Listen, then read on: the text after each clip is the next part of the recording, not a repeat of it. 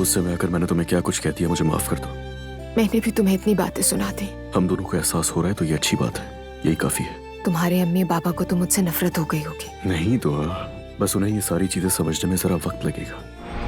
Azlan, दुआ ने माफी मांगी। किस चीज की माफी? दुआ को अम्मी पापा से माफी मांगनी चाहिए। जो सियासत नायला ने शुरू की है, दुआ उसकी चाल में कभी नहीं आएगी। साथ दे रहा है मेरा। मैं नहीं चाहती मेरी वजह से इसके मामलात खराब हों। बहू नहीं आई? Good evening. देर से आने के लिए माजरत। अगर आपको दुख दिया या तकलीफ दी हो तो माफी चाहती हूँ।